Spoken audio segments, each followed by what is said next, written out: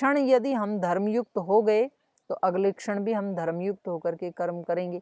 इस क्षण यदि हम अधर्म में प्रतिष्ठित हैं तो अगले क्षण भी जो हम कर्म करेंगे वो अधर्मयुक्त ही करेंगे। धर्म, अर्थ, अर्थ का मतलब है वहां पर पृथ्वी, पृथ्वी का मतलब है वहां पर साम्राज्य, साम्राज्य का मतलब है अंदर और बाहर दोनों का साम्राज्य।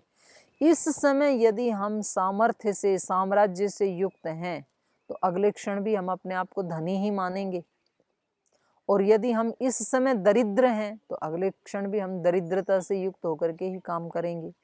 तो श्रद्धेय स्वामी जी महाराज बताते हैं दरिद्रता कई प्रकार की होती है। एक तो धन की दृष्टि से दरिद्रता, वैचारिक दरिद्रता, वाणी की दरिद्रता, दृष्टि की दरिद्रता, व्यवहार की दरिद्रता। तो कम से कम इन चीजों से व्यक्ति को दरिद्र नहीं होना चाहिए। व्यवहार से क्यों दरिद्र होना? जब हमारे पास इतने ऊंचे ऊंचे शब्द हैं तो किसी को छोटे छोटे, ओछे ओछे, कड़वे कड़वे शब्द क्यों बोलना? उसमें क्यों दरिद्रता दिखाना? कौन से पैसे लगते हैं? भाव, जब हमारे पास इतने ऊंचे ऊंचे भावों का खजाना है, 4 भावनाएं बताई महर्षि पतंजलि ने, तो जब हमारे पास करुणा की, प्रेम की, सेवा की इतनी ऊंची ऊंची भावनाएं हैं तो हम क्षुद्रता की भावना से युक्त होकर के दरिद्र अपने आप को क्यों बनाएं?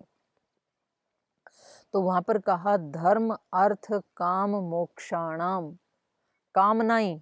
इस क्षण जब मैं संध्या उपासना कर रहा हूं, इस समय, इस क्षण, सद्य, इसी क्षण यदि मेरे अंदर सत्कामना है, सत्कामना मतलब ईश्वर की कामना है, धर्म की कामना है, सेवा की कामना है, उपकार की कामना है, तो फिर अगले क्षण भी मैं वैसा ही काम करूंगा उस भावना से युक्त होकर के। इस क्षण यदि भावना अच्छी नहीं है, कामना अच्छी नहीं है, कामना यदि ओछी है, विषयों के सुख की कामना है, तो अगले क्षण जो भी काम करूंगा या जो भी सोचूंगा वो भी क्या होगा? वो सांसारिक ही होगा, वो विषयों के सुख के लिए ही होगा। धर्म, अर्थ, काम, मोक्षाणाम, इस क्षण यदि मैं मुक्त हूं तो अगले क्षण भी मैं जीवन मुक्त होकर के काम करूंगा। और अभी भी मैं बंधन से युक्त हूं उपासना करते हुए, अगले क्षण जो करूंगा, अगले घंटे में, अगले दिन में, पूरे दिन में जो भी करूंगा वो क्या करूंगा? एक बंधन युक्त व्यक्ति की तरह से कर्म करूंगा। तो ये हम भावना के स्तर पे तो कम से कम ऐसा हम सोच सकते हैं कि मैं एक मुक्त आत्मा हूं, और वास्तव में आत्मा मुक्त है ही, मतलब उसमें मानने वाली कोई ऐसी बात नहीं है। अगर हम ये मान लें कि मैं आत्मा बंधन से युक्त हूं तो भी आत्मा कभी बंधन में आता नहीं है, क्योंकि उसका स्वभाव ही ऐसा है कि वो निर्लिप्त रहता है। तो ना वो कभी विषयों से लिप्त होता है, ना कभी वो संसार से लिप्त होता है। हम ऐसा मान लेते हैं, हम ऐसा उस पे आरोपित कर देते हैं। कोई चीज आरोपित होती है ना, तो योग दर्शन में बताया है उसको कि जैसे कोई राजा के सिपाही लड़ते हैं और हार या जीत सिपाहियों की होती है, लेकिन वो राजा के ऊपर आरोपित कर दी जाती है कि भी फलां देश का राजा जीत गया या फलां देश का राजा हार गया। तो आजकल वैसी लड़ाइयाँ नहीं होती हैं, तो आप क्रिकेट मैच से समझ सकते हैं।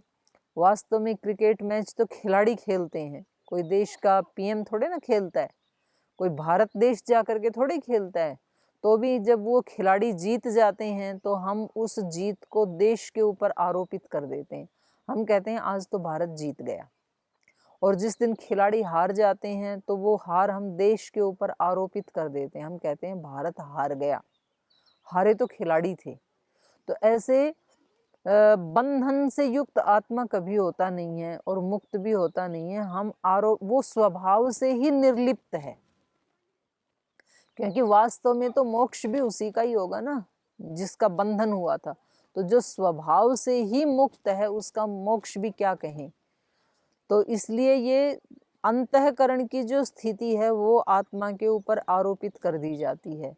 तो यदि मैं इस क्षण इस स्थिति में हूँ, इस विवेक की स्थिति में हूँ कि ये एक साधन है, मेरे पास जो शरीर है, मन है, इंद्रियां हैं, बुद्धि है, ये पूरा संसार है, ये रिश्ते नाते हैं, ये संबंध हैं, ये मेरे कर्तव्य कर्म हैं, किसी को खेत का काम करना है, किसको अपनी पढ़ाई लिखाई का काम करना है, ये सब हैं, लेकिन ये मैं नहीं हूं।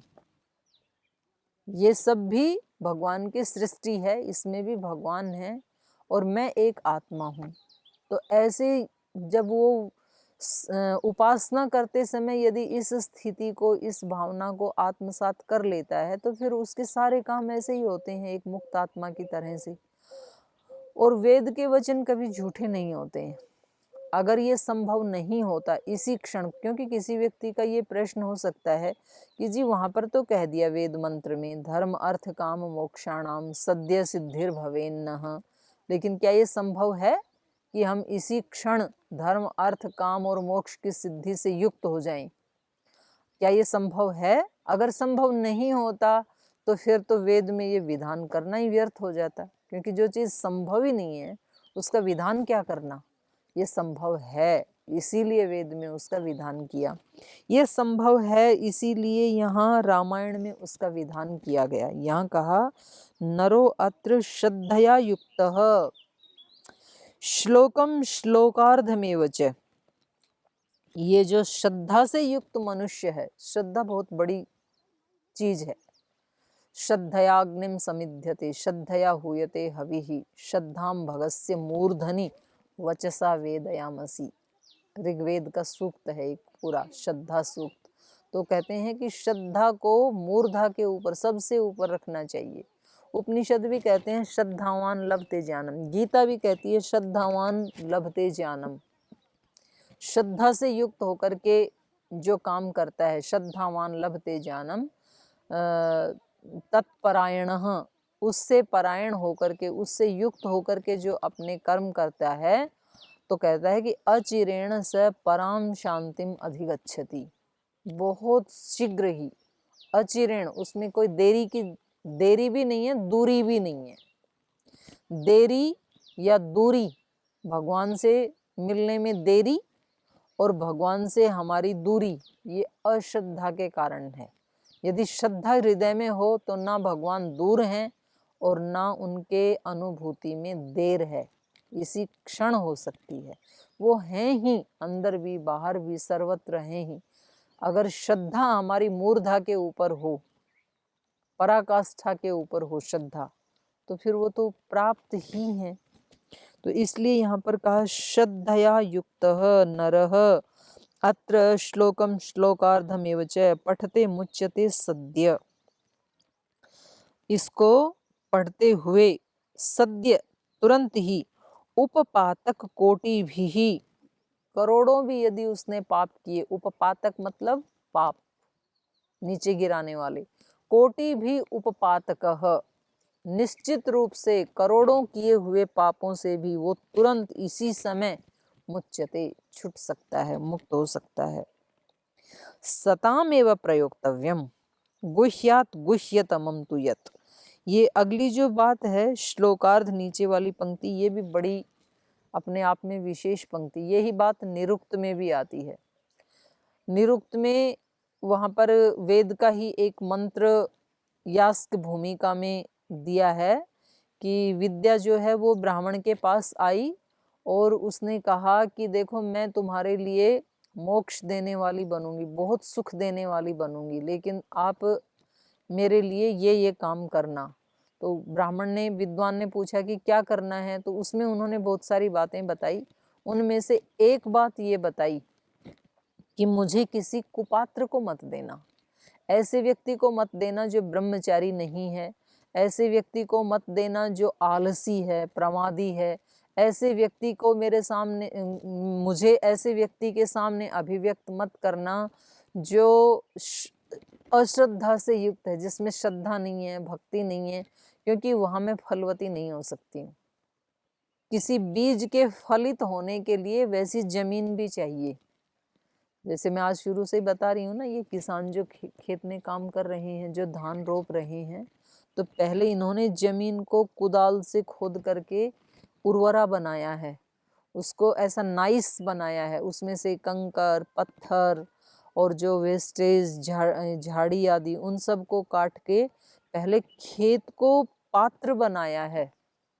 अगर ऐसे ही ले जाके ये ऊपर पहाड़ के ऊपर ऐसे धान को बिखेर दें तो कभी भी धान काट के नहीं ले जा सकते। तो पहले पात्रता होना बहुत जरूरी है। तो अच्छे से अच्छा ज्ञान भी यदि कुपात्र को सुना दिया जाए तो फिर वो उस ज्ञान का अपमान है। और ये बड़े दुर्भाग्य की बात है कि आज लोगों के मन में सदग्रंथों के प्रति या वेद आदि जो इतने ऊंचे साक्षात ईश्वर की वाणी है, या उपनिषद दर्शन आदि जो इतने ज्ञान के उच्च ज्ञान के जो भंडार हैं, उनके प्रति लोगों की श्रद्धा नहीं है।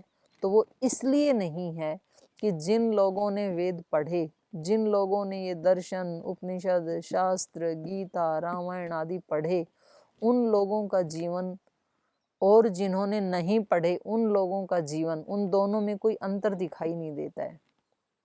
उन्होंने अपने जीवन को उतना प्रामाणिक नहीं बनाया, इसलिए उनके जीवन ने उन ग्रंथों को भी लजा दिया, माने उन ग्रंथों को भी अपमानित कर दिया। लोगों के मन में श्रद्धा उत्पन्न हुई नहीं।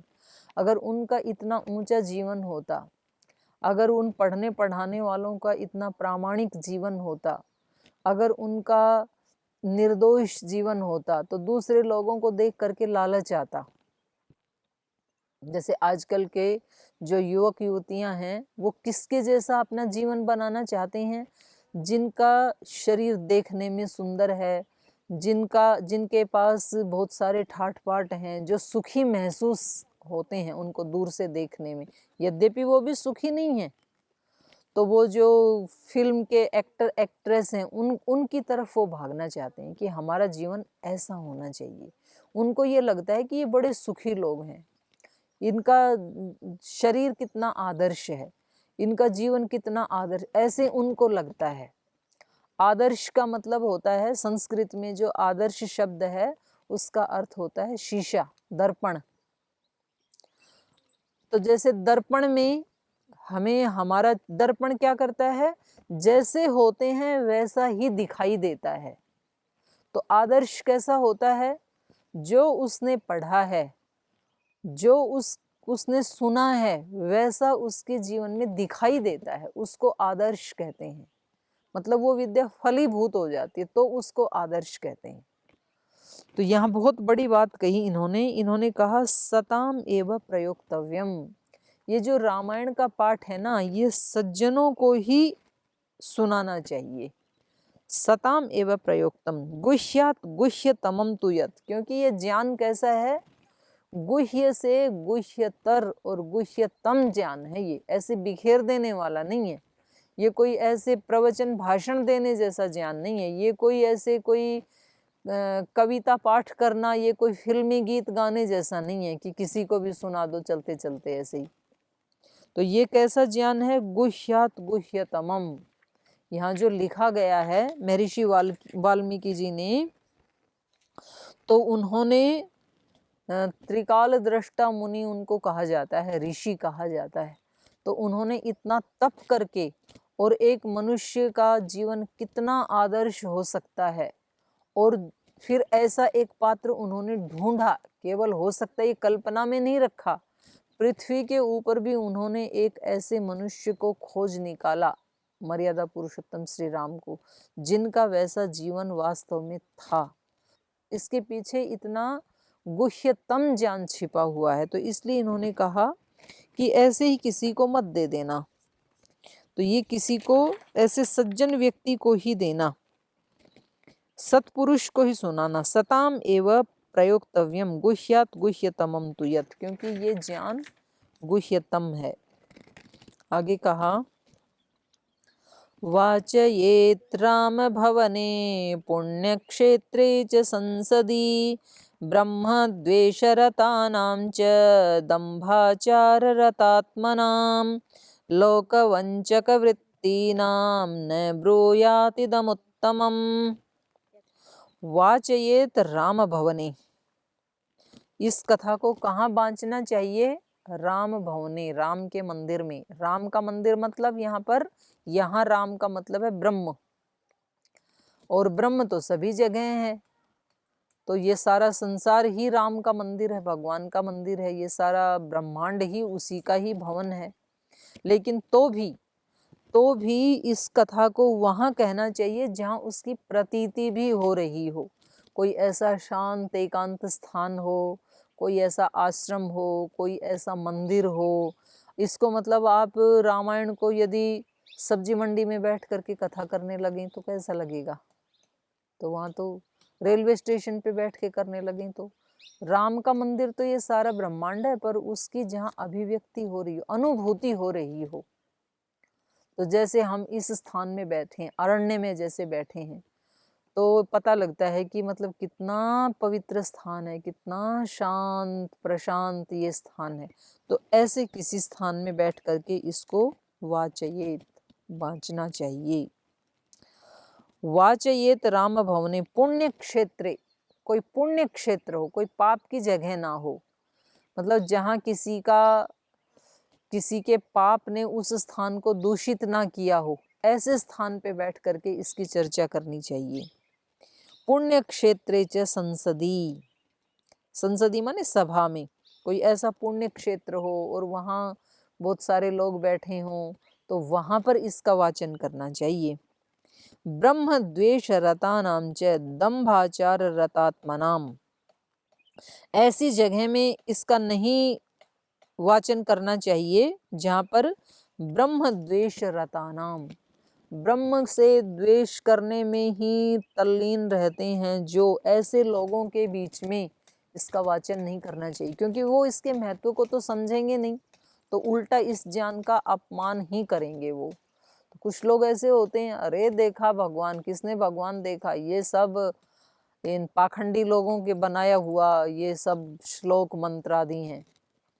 भगवान है तो मैं अभी ये इस प्राणी का गला काट रहा हूँ, मेरा हाथ पकड़ के दिखाए, यदि वो सब जगह है तो ऐसे ऐसे जो द्वेष करने वाले लोग हैं, उनके पास में इस तरह से इसका वाचन करना तो उसका कोई औचित्य नहीं है। ब्रह्म द्वेष रतानाम च, और केवल वाणी से ही द्वेष नहीं होता है, द्विष अप्रीतौ, द्वेष शब्द बनता है द्विष धातु से, और द्विष धातु का अर्थ है अप्रीति, द्वेष अप्रीतौ, जो ईश्वर से प्रीति नहीं करते हैं तो उसको भी कहेंगे कि वो भगवान से द्वेष करते हैं। प्रीति का मतलब जैसी भावना हम अपने बच्चों के साथ, अपने घर परिवार के साथ, जिनको हम अपना कहते हैं, उनके साथ हमारी कितनी प्रीति होती है।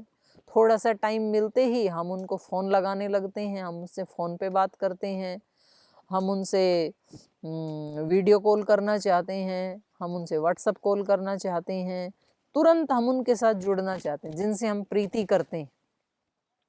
तो हम जिसको अपना मानते हैं उससे हम प्रीति करते हैं। यदि हम ऐसे थोड़ा सा टाइम मिलते ही हमें भगवान का ध्यान नहीं आता है, हम उसको कभी याद करते ही नहीं है पूरे दिन भर में, तो समझ लो कि हमें भगवान से द्वेष है। इसी का नाम द्वेष है, अप्रीति का नाम ही द्वेष है। प्रीति न करना, अगर प्रीति होगी तो हमें थोड़ी थोड़ी देर में वही याद आएगा। किसी भी स्थान पे जाएंगे, किसी भी व्यक्ति से मिलेंगे, कोई भी काम करेंगे तो हम पहले उसका नाम लेंगे, हम कहेंगे इसमें भी तू ही है, यहाँ भी तू ही है, तो उसी को देखते हुए, तो ये तो हो गई प्रीति।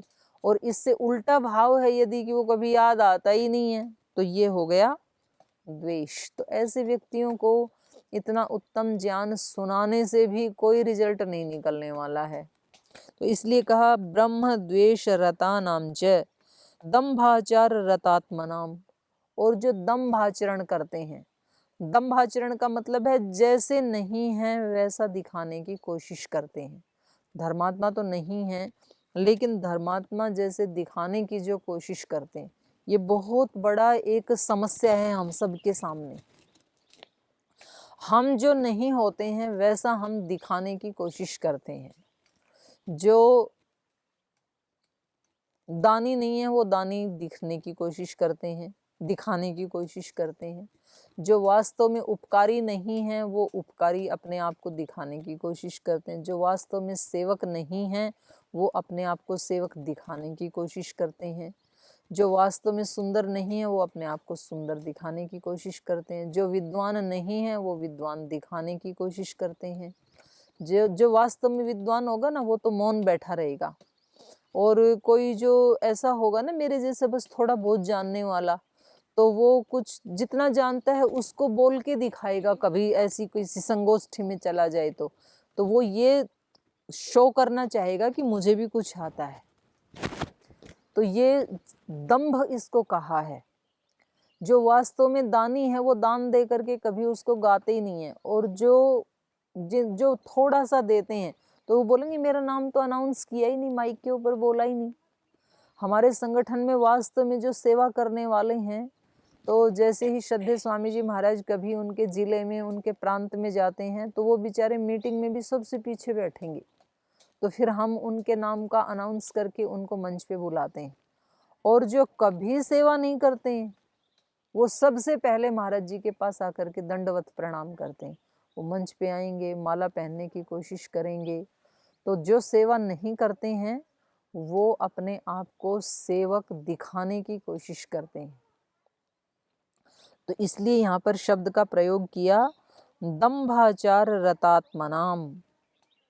जो दंभ आचरण करने में जो रत रहते हैं, जिनको दिखावा पसंद है, उनको भी मत सुनाना, क्योंकि वो उससे कोई लाभ नहीं उठा पाएंगे। ब्रह्म द्वेष रतानाम च दंभाचार रतात्मनाम लोकवंचक वृत्ति नाम च।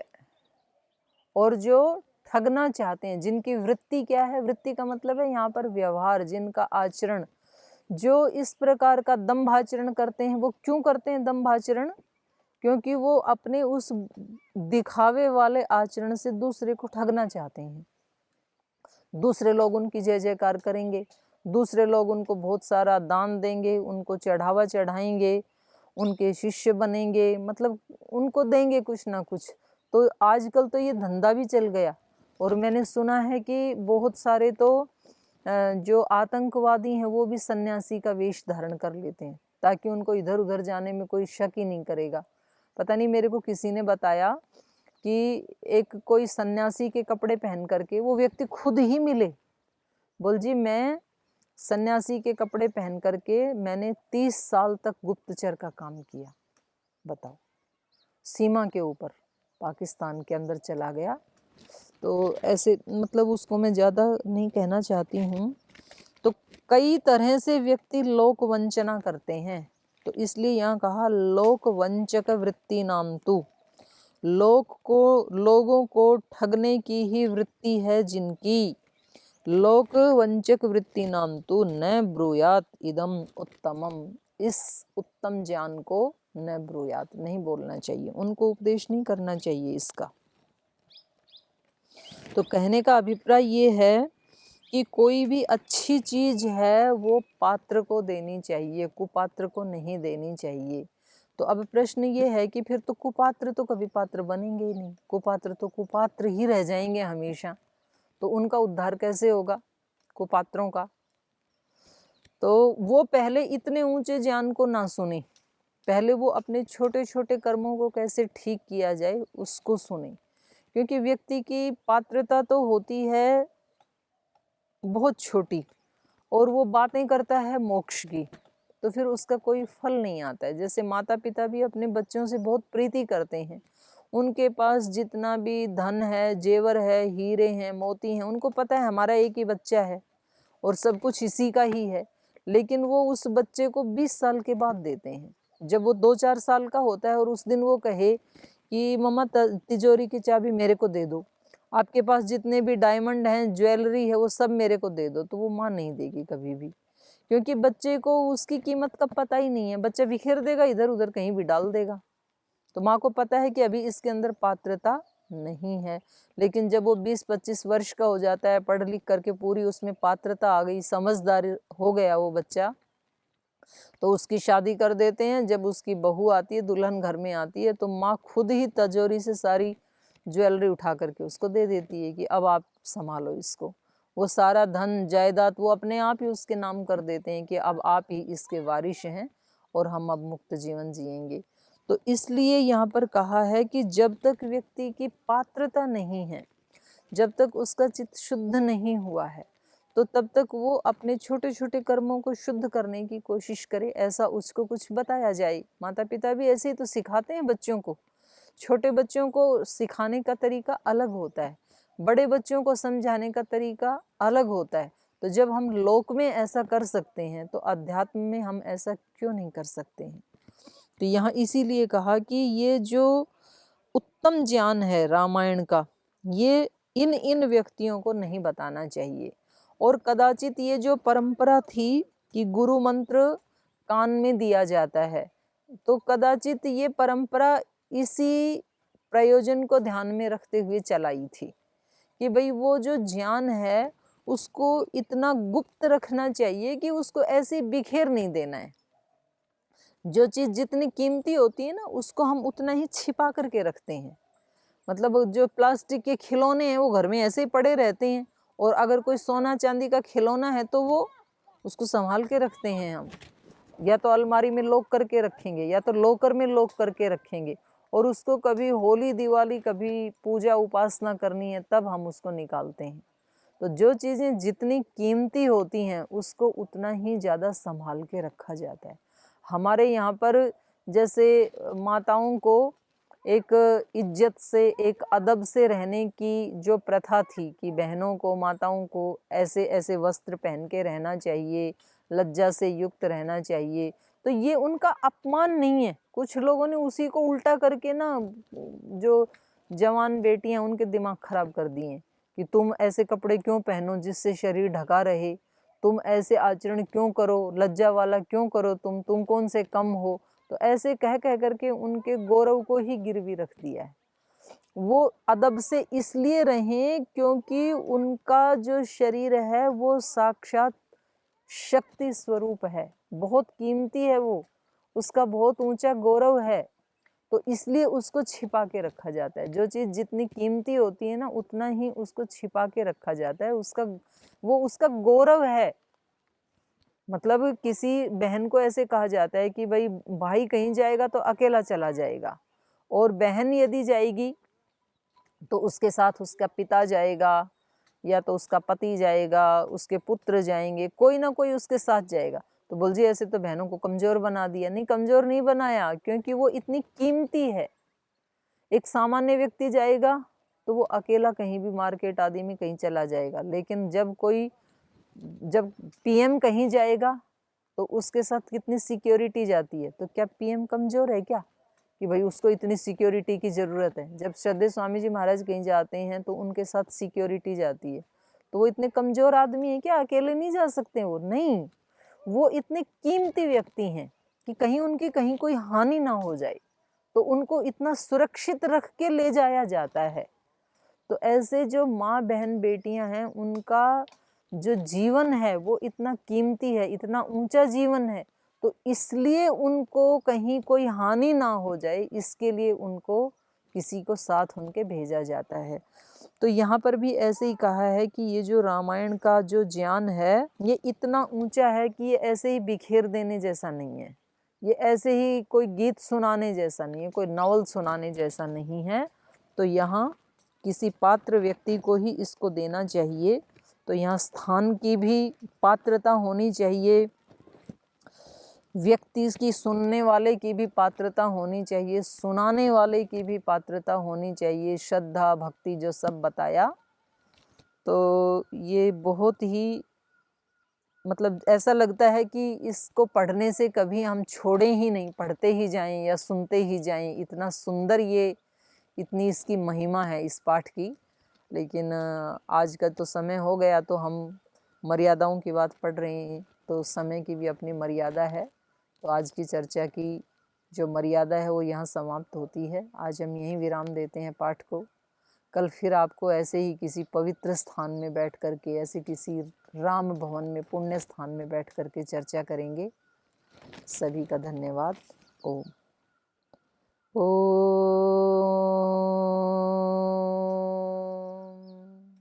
शांति शांति शांति।